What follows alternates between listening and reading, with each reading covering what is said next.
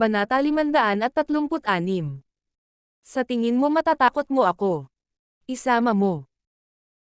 Sadly. Isinukbit niya ang isang mahabang sibagan ng masama si Sebastian.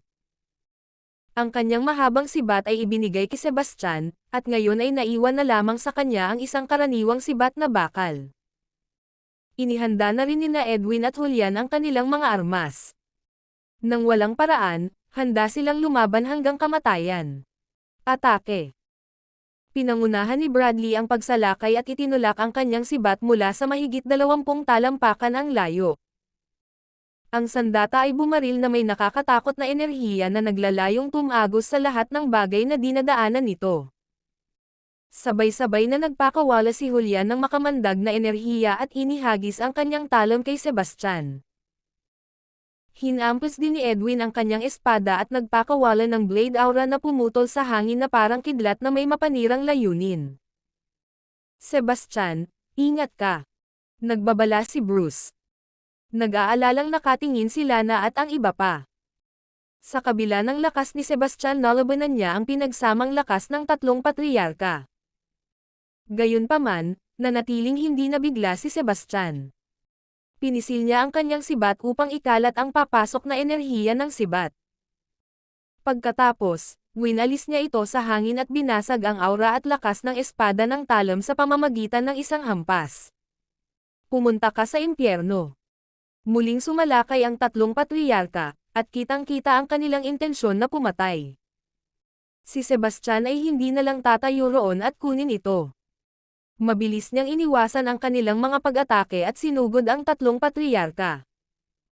Ang kanilang lakas ay mabigat, kaya kailangan niyang gamitin ang kanyang napakalaking pisikal na kapangyarihan upang manalo. Sa isang iglap, sumiklab ang isang makapigil hiningang labanan. Ang bawat welga ay nakakasira ng lupa, ginagawa ang lugar sa loob ng 10 yarda sa isang no-go zone. Ang kalawakan ay tila nanginginig ng marahas na parang malapit ng gumuho sa isang nakakatakot na puwersa. Lahat ay umatras ng malayo at hindi nang ahas na makalapit. Maging ang mga makapangyarihang figure tulad ni Lorenzo at Isaac ay nag-iingat.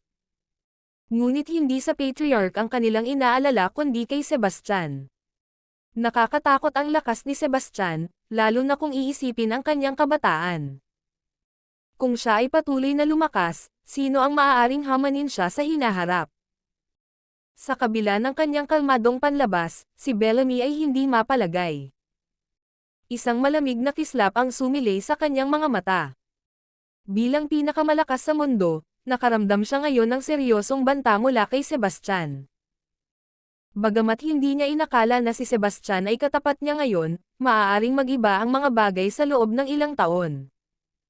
Ang mga pamilyang York, Lennon, at Lynch ay nag-aalala. Kung bumagsak ang kanilang mga patriarch, malamang na mahuhulog ang Phaedra Island sa ilalim ng kontrol ng pamilya Sanders. May pagkakataon pa nga na maalis ng pamilya Sanders ang tatlong pangunahing pamilya at pag-isahin ang isla. Kahit na gustong tumulong ng tatlong malalaking pamilya, wala silang kapangyarihan. Ang antas ng pakikipaglaban na ito ay hindi kayang abutin ng mga dalubhasa o kahit na mga banal na Grandmaster. Kahit na magsanib puwersa ang 12 ng mga banal na Grandmaster mula sa tatlong malalaking pamilya, seryoso nilang banta si Sebastian, ngunit mabibigat ang mga nasawi. Bukod dito, pinagmamasdan silang mabuti ni Bruce. Agad niyang pipigilan ang anumang pagtatangka na makialam. Ang tanging pag-asa ng mga York, Lennon, at Lynch na pamilya ay matalo ng kanilang patriarch si Sebastian, ngunit tila malabong mangyari iyon. Kung hindi nasugatan sina Julian at Edwin, maaaring nagkaroon ng pagkakataon ang kanilang pinagsamang lakas, ngunit ngayon ay mabilis na napaatras ang tatlo. Hinarap ni Sebastian ang tatlong kalaban ngunit lumakas at itinulak sila pabalik ng walang humpay na puwersa. Ang kanyang pangunahing target ay si Edwin, at nilalayon niyang pilayin siya sa halip na magdulot lamang ng ilang maliliit na pinsala. Kabanata 537. Kapag nahaharap sa isang pulutong, ang pag-target at pagpapabagsak sa isang kalaban ay maaaring mapawi ang maraming pressure at magsisilbing isang malakas na pagpigil sa iba. Si Edwin ay nakakaramdam na ng labis na pagkapagod at nagsimulang isaalang-alang ang pag-atres. Mabilis na pinalakas ni Bradley ang kanyang pag-atake, ngunit nagsimulang kabahan si Julian. Natatakot siya na baka mabaling ang atensyon ni Sebastian sa kanya, at alam niyang hindi niya ito kakayanin sa kalagayan niya ngayon. Slash ng enerhiya. Nakita ni Sebastian ang pagkakataon at pinakawalan ang kanyang mapangwasak na hakbang. Itinapat niya ang kanyang sibat kay Edwin mula sa mahigit 10 talampakan ang layo. Sa kabila ng distansya, ang enerhiya ng sibat ay umaabot ng higit sa 15 talampakan na tila naglalayong hatiin ang lupa. Namutla ang mukha ni Edwin sa takot ang bilis ng atake ni Sebastian para makaiwas siya. Ang tanging nagawa niya ay itaas ang kanyang mahabang espada para harangin ito. Mabilis na tumalon sina Bradley at Julian para harangin. Tumagos sa hangin ang sibat ni Bradley. Ang lakas ng sibat ay umabot ng mahigit 10 talampakan at tinangay ang lahat. Nagkaroon ng malakas na pagsabog ng magbanggaan ang mga enerhiya, at nabasag ang mga ito sa impact. Ang puwersa ng pagsabog ay nagpakawalan ng isang malakas na mapangwasak na enerhiya na lumundag palabas, na nagbabantang papawiin ang lahat ng bagay sa landas nito. Kasabay nito, nag-swing si Julian ng mabangis na blade aura na mahigit 10 talampakan ang haba. Ito ay parang isang maitim na espada. Nang matugunan nito ang lakas ng sibat ni Sebastian, sumabog din ito sa isang pagsabog ng kapangyarihan. Bagamat nabawasan ng mga pagharang ang epekto ng energy slash, nag-empake pa rin ito ng suntok at hamampes sa mahabang espada ni Edwin. Isang malakas na pagsabog ang umalangaw-ngaw pagkatapos ng banggaan. Napatalon si Edwin sa marahas na kumbulsyon. Tumalsik ang dugo sa kanyang bibig, at napaluhod siya. Pagkatapos ay humubo siya ng mas maraming dugo. Bagamat hindi siya patay, siya ay malubhang nasugatan at tuluyang napatay. Hindi na niya nagawang ipagpatuloy ang pakikipaglaban. Ibinaling ni Sebastian ang atensyon kay Julian at itinutok sa kanya ang sibat. Natarante si Julian at sinubukang tumakas, ngunit hindi siya binibigyan ni Sebastian ng pagkakataong makatakas sa sunod-sunod na mabilis na pag-ulos mula sa kanyang sibat, ang bawat hampas ay nagpakawalan ng nakakatakot na enerhiya. Ang lupa ay napuno ng malalaking bunganga habang halos hindi nakaiwas si Julian sa ilang atake ni Sebastian. Sa huli, hindi niya maiiwasan silang lahat. Nang sinubukan niyang harangin gamit ang kanyang talam, pinaalis siya ng napakalakas na puwersa. Sa kalagitnaan ng paglipad, umubo siya ng isang malaking halaga ng dugo, ang kanyang mukha ay isang maskara ng takot. Inihagi si Julian ng mahigit 10 yarda bago bumagsak sa lupa. Ang epekto ay lumikha ng isang malalim na bunganga. Nagluwa siya ng mas maraming dugo at nawala ang kanyang kakayahan sa pakikipaglaban. Si Bradley lang ang naiwan na nakatayo kasama ng 3 elite grandmasters nang lumingon sa kanya ang tingin ni Sebastian, takot na takot si Bradley. Siya ay likas na umatras, ang kanyang mga mata ay nagpapakita ng hindi maitagong takot. Kung wala si Edwin at Julian na sumusuporta sa kanya, alam ni Bradley na papatayin siya ni Sebastian. Kaya, ngumiti siya at nambobola, Mr. Wilder, ang iyong paglilinang ay talagang pambihira, at ako ay walang halaga kumpara sa iyo. Paano kung tumigil tayo dito? Pagpapatuloy niya, syempre, marami na akong nagawang pagkakamali in the past, but I'm willing to make amends. Just name your conditions. Dahan-daang umaban si Sebastian gamit ang kanyang sibat na may mapanoksong ngiti. Bradley, muntik mo nang kunin ang buhay ko noon. Kailangan mong pagbayaran ang buhay mo kung gusto mong makabawi. Napaatras si Bradley sa takot. No, please. I'm sorry sa lahat ng nagawa ko. I can take you to our family's treasure vault. Take whatever you want. And I can even offer you my daughter. Mabilis siyang lumapit kay Charlotte at itinulak ito papunta kay Sebastian. From now on, she's yours.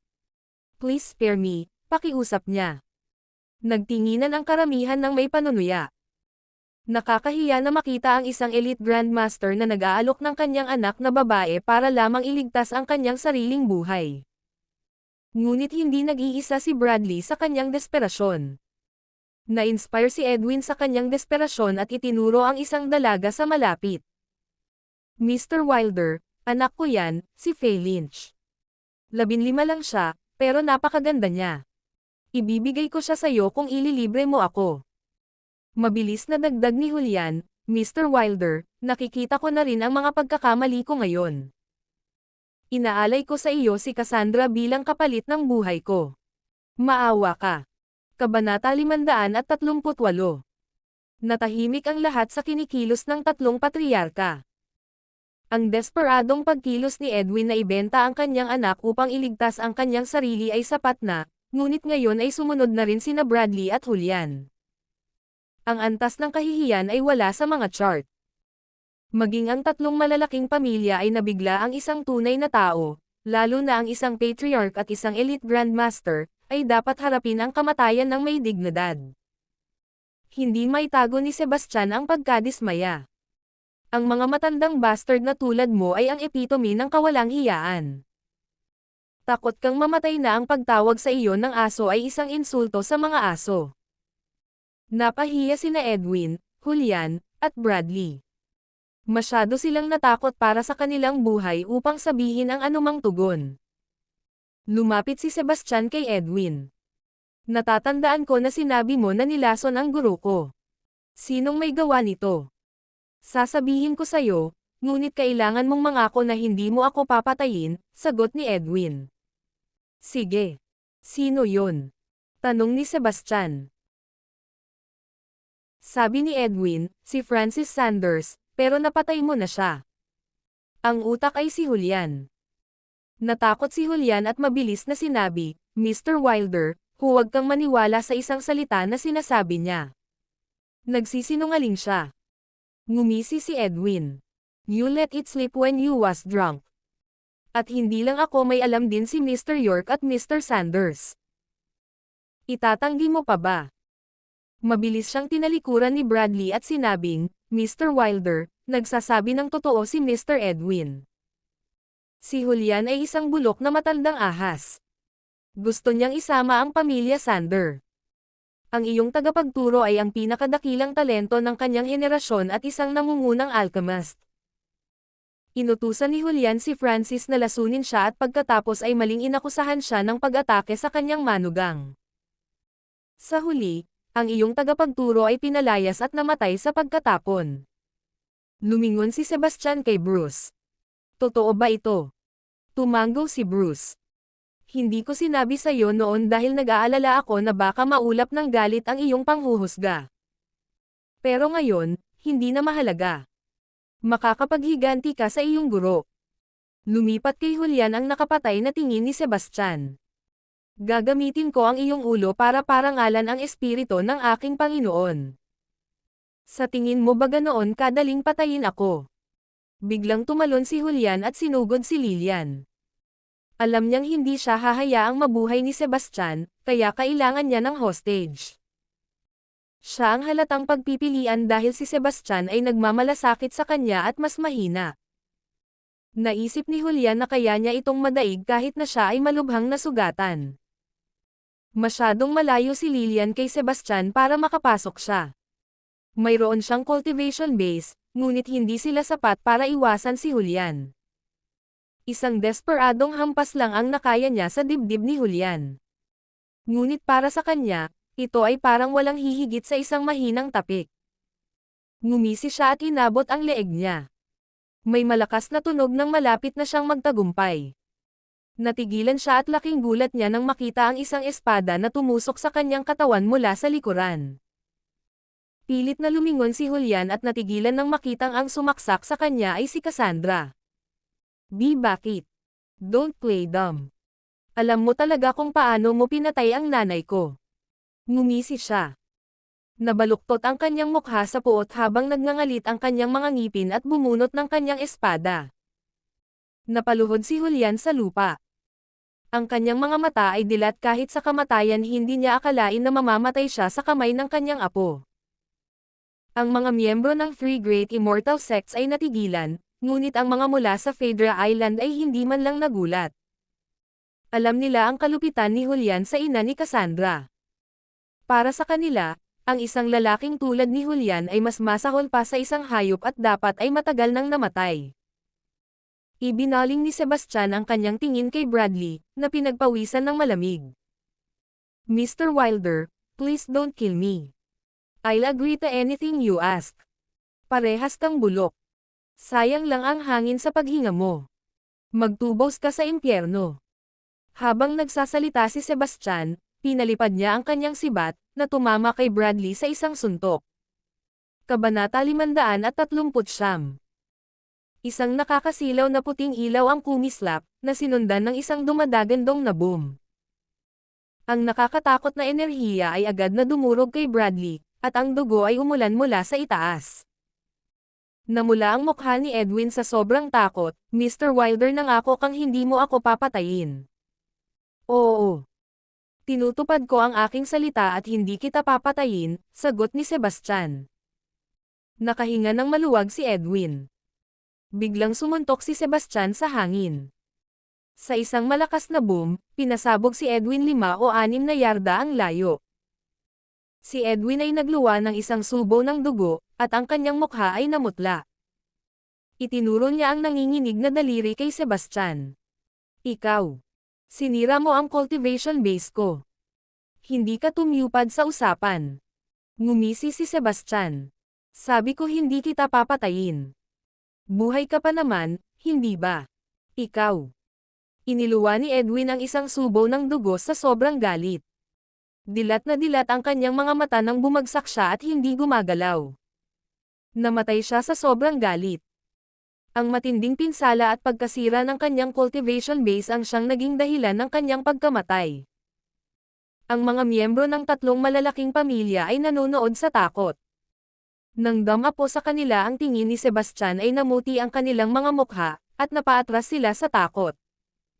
Nangangamba sila na baka sunod niyang ibaling sa kanila ang kanyang galit. Gayunpaman, wala siyang balak na patayin sila. Si Sebastian ay hindi isang mamamatay na uhaw sa dugo. Tinarget lang niya ang 3 patriarka para sa paghihiganti at walang pagnanais na patayin sila. Bukod dito, wala silang tunay na banta sa kanya. Pagkatapos, nagbigay siya ng utos na patayin sina Flynn at Luke. Nakagawa sila ng maraming krimen, kaya't ang kanilang pagkamatay ay makatwiran. Ang 3 dakilang immortal na sekta ay pinanood ang eksena ng may interes.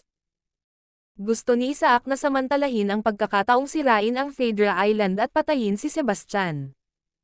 Gayunpaman, hindi niya ito kayang gawin ng mag-isa. Tumanggi si Lorenzo na makisali, at si Bellamy ay hindi gustong makipagsapalaran. Kaya, kinailangan ni Isaac na talikuran ang ideya. Nilingan ni Bellamy sina Sebastian at Bruce. Ngayong patay na silang 3, ang Phaedra Island ay nasa ilalim na ng iyong kontrol. Halina't kumpletuhin ang ritual ng dugo. Hindi naman tumanggi si Sebastian. Nais niyang bisitahin ang Perpetual Empire, ngunit iyon ay kailangang maghintay. May mga bagay siyang kailangang asikasuhin, lalo na ang paghahanap sa kanyang ina, buhay man ito o patay na. Maaari niyang piliin na pumunta o manatili dahil ang susi sa pagbubukas ng Perpetual Empire ay chismis na ang Seraph-Tear Pendant. Nilingan ni Isaac si Lillian. Halika dito at ayalay mo ang iyong dugo. Nagulat siya at hindi sigurado sa intensyon nito. 11 nawalan siya ng pasensya at sumigaw, hindi mo ba ako narinig? Sabi ko sa'yo lumapit ka at mag-alay ng dugo. Gusto mo na bang mamatay? Malungkot at nagbabanta ang mukha niya. Para sa kanya, ang mga babae ay kasangkapan lamang para sa mga lalaki, at hindi niya nakita na kailangan ang kagandahang loob. Natakot si Lillian at nag-aatubili na naglakad. Stop dawdling. Extend your hand. Inilabas ni Isaac ang isang punyal at inihanda ang paglabas ng kanyang dugo. Naningkit ang mga mata ni Sebastian sa malamig na galit. Hindi napansin ni Isaac ang malamig na tingin ni Sebastian Nainas siya sa pag-aalinlangan ni Lillian at hinawakan ang kamay nito. Kabanata 540. Si Isaac ay isang elite grandmaster. Napakalaki ng presensya niya kaya halos hindi makahinga si Lillian. Gusto niyang lumaban, ngunit imposible. Yung iba nakatingin lang sa gilid. Ayaw nilang ipagsapalaran ang galit sa isang taong napakakapangyarihan para sa isang taong hindi nila inaalala. Hayop ka. Galit na galit si Sebastian na ikuyom niya ang kanyang mga kamao at hinampes sa mukha ni Isaac. Nagulat si Isaac at mabilis na nagtaas ng kamay para harangin ang suntok. Nagkaroon ng malakas na kalabog nang mahawakan niya ang kamao ni Sebastian. Ang lakas ng suntok ay biglaan at malakas na halos mawalan siya ng balanse, at muntik na siyang masukan ng dugo dahil sa impact. Bago pa siya makahinga, muling hamampes si Sebastian at sinipa ang tiyan. Si Isaac ay itinapon pa atras, nakapulupot sa himpapawid at umuubo ng isang malaking subo ng dugo. Mr. Parker. Nagulat ang mga miyembro ng Divine Sect. Pumihit si Isaac sa hangin at bumagsak sa lupa. Pinandilatan niya ng mata si Sebastian na nagliliyab sa galit. Hayop ka, ang lakas ng loob mong atakihin ako. Sa tingin mo kaya mong ay bully ang babae ko at kumilos na parang wala ako dito. Malamig at puno ng pananakot ang boses ni Sebastian. Naantig si Lillian sa narinig. Hindi niya akalain na ganoon pala ang pakialam nito sa kanya at maging handang masaktan si Isaac alang-alang sa kanya. Malamig na sinabi ni Isaac, ang ritual ng dugo ay nangangailangan ng dugo ng banal na espiritu, at ang kanyang dugo ay nagkataon na nakakatugon sa pangangailangang iyon. Ito ay napagkasundoan noon pa. Ngumisi si Sebastian. Ang napagkasundoan ay gumamit ng dugo ng nobya ni Julian. Nandyan pa rin siya, kaya kunin mo hanggat kailangan mo. Sa sobrang takot ni Rita ay namutla ang mukha. Tumalikod siya at tumakas sa takot. Pero walang pumapansin sa kanya. Isa lamang siyang matandang babae na mahina ang konstitusyon. Maubos man niya ang bawat patak ng kanyang dugo, hindi niya makumplito ang ritual ng dugo. Sumang-ayon sa kanya ang babae. Makakabuti sa ating lahat ang makumplito ang blood ritual. Anong karapatan mong pigilan ito? Sabi ni Isaac. Kasi babae ko siya, malakas na sabi ni Sebastian. Ang bumang niyang boses ang naging dahilan ng pagpanteng ng tenga ng lahat. Naiinggit ang mga babaeng nakapaligid kay Lillian. Nadama nila na siya ay maswerte na nakatagpo ng isang lalaki na napakalakas at mapagtanggol. Huminto si Sebastian, pagkatapos ay nagpahayag, ang sinumang maglakas loob na humawak ng buhok sa kanyang ulo nang walang pahintulot ko ay magbabayad ng kanilang buhay. Bastard, papatayin kita. Si Isaac ay nanginginig sa galit, at ang kanyang hangarin sa pagpatay ay kapansin-pansin. Gayunpaman, hindi siya kumilos dito bago ang kanyang pinsala, maaaring umatake siya ng walang pag-aalinlangan.